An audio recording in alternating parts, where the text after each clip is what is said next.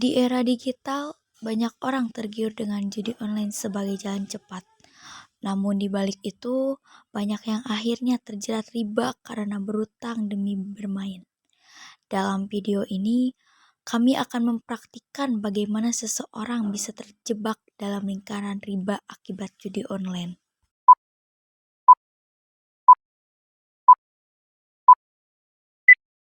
Citra adalah seorang mahasiswa yang sedang membutuhkan uang cepat untuk membayar biaya kuliah dan kontrakan. Karena tidak ingin merepotkan orang tuanya di kampung, ia memutuskan untuk mencoba pinjaman online yang sering muncul di media sosial. Duh, bentar lagi ujian nih. Aku harus ngelunasin biar bisa ikut ujian. Gimana caranya ya aku biar bisa ngelunasin buat ujian? Dengan cara apa ya? Kalau aku kerja gak mungkin, kan aku kuliah.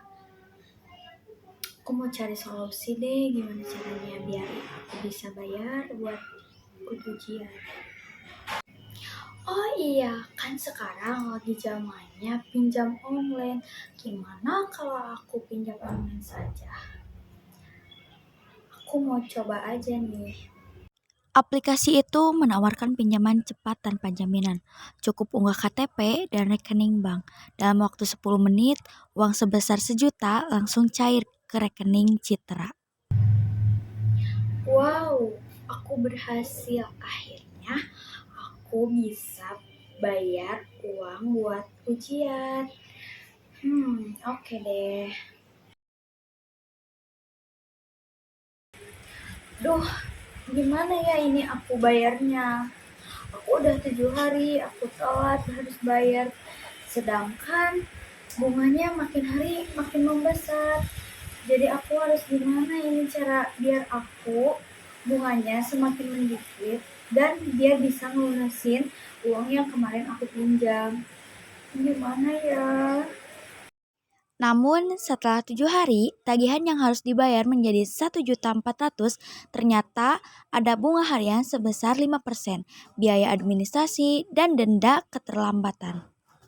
Nah, ini dia deh, aku menemukan aplikasi buat nutupin uang pinjaman aku yang pertama. Ini dia, aku mau minjem lagi.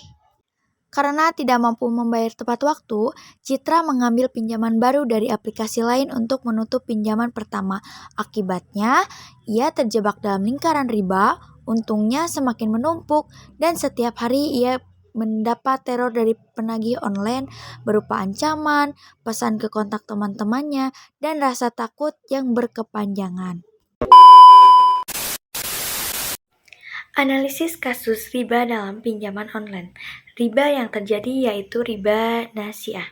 Penambahan atau bunga dari pinjaman yang harus dibayar lebih dari pokoknya tanpa dasar usaha yang halal. Dampak riba, uang pokok terus menambah karena bunga, mengganggu kesehatan mental seperti stres, takut, dan malu. Hilangnya keberkahan dalam rezeki. Hubungan sosial terganggu karena ancaman dan penyebaran data pribadi. Solusi, berhenti meminjam dari lembaga berbunga tinggi.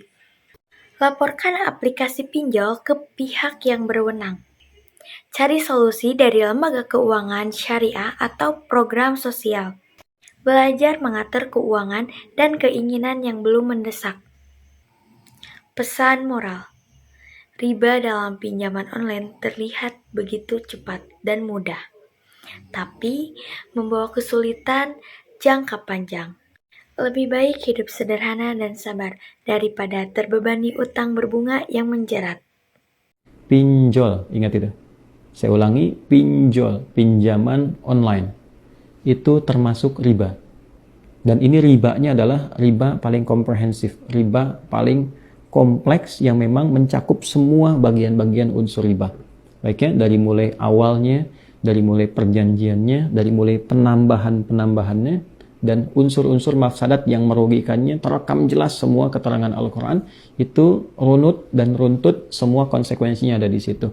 Ya, hati-hati betul dari mulai meminjam, walaupun sekarang semakin berkembang, cukup dengan tanda pengenal, cukup dengan jaminan teman-teman, tanpa sadar Jaminan teman-teman itu adalah jangkar pertama yang menjalarkan dan menularkan penyakit riba itu. Ketika seseorang menjaminkan temannya, ya, baik sepengetahuan atau tanpa sepengetahuannya, itu terkoneksikan.